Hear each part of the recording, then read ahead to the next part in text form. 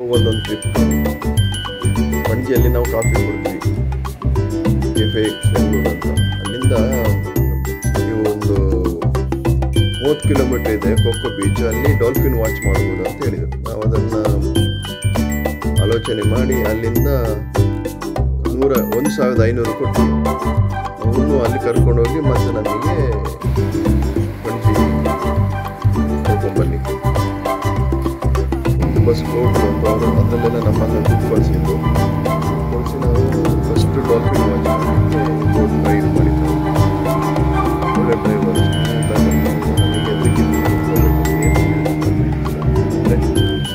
ಆ ಬೀಡು ಅಲ್ಲ,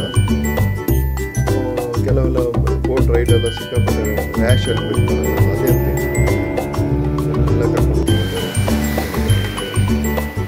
10-12 ಜನ ಇದ್ವಿ.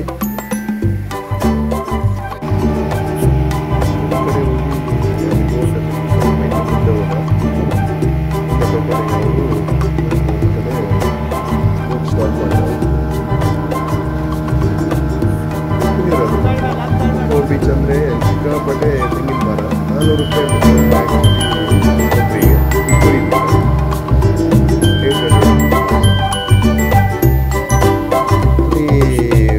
ಶರಬತ್ತು ಸೋಡಾ ಸಿಕ್ಕಾಪಟ್ಟೆ ಕಾಸ್ಟ್ಲಿ ಮಾಡಿದ್ದಾರೆ.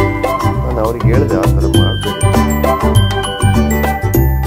40 ರೂಪೀಸ್ ತಗೊಂಡು ಸೋಡಾ ಶರಬತ್ತಿಗೆ. ಅದು ಸೋಡಾ ಯಾವುದು? ಗೋಳಿ ಸೋಡಾ.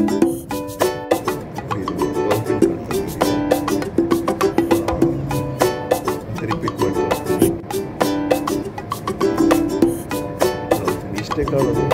ಏನು ಮೇಲ್ ಬಂದು ನಮ್ಮ ಮೈ ಮೇಲೆ ಸಿಂಗಾಪುರದಾಗ ನೋಡೋಕೆ ಖುಷಿ ಆಗುತ್ತೆ. ಅವರು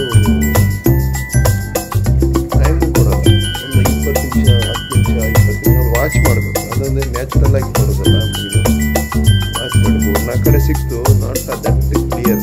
ಈ ಕ್ಯಾಮರಾದಲ್ಲಿ ಕ್ಯಾಪ್ಚರ್ ಆಗುವಾಗ ಬರೀ ಕಣ್ಣಿಗೆ ನಮಗೆ ಸಿಕ್ತಿಲ್ಲ. ಅದರಲ್ಲಿ ಎಲ್ಲಿ ಬರುತ್ತೆ ಅಂತ ನಾವು ಕ್ಯಾಮರಾ ಶೂಟ್ ಮಾಡೋಕ್ಕಾಗಲ್ಲ. ನೋಡಿ ಆ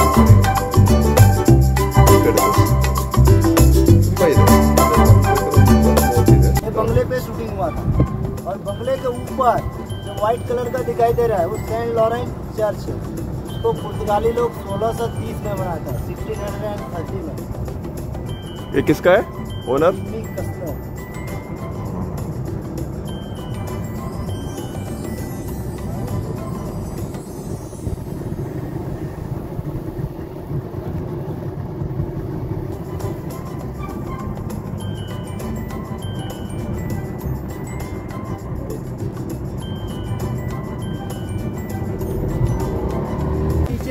यहाँ से वहाँ तक जो रेड व्हाइट दिख रहा है ये पहले पुर्तगीज जेल था, अभी इसको म्यूजियम बनाया है।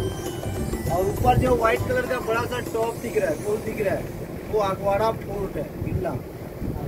और उसके आगे जो टॉप पे रेड कलर लगा है वो लाइट हाउस है।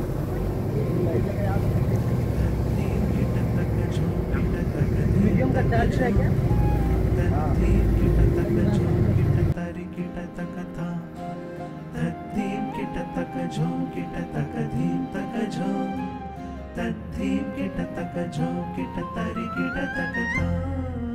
ಇದೆ ಅದೆಲ್ಲ ತೋರಿಸಿ ಅವರು ಮತ್ತೆ ಅಲ್ಲಿ ತಂದುಬಿಟ್ರು. ಅಲ್ಲಿ ನಮ್ಮ ಹಿಂದೆ ಕಾರ್ ಡ್ರೈವರ್ ಇದ್ದ, ಅವನಿಗೆ ಫೋನ್ ಮಾಡದೆ ಹೋಗುವ ಅಂತ ಹೇಳಿದೆ.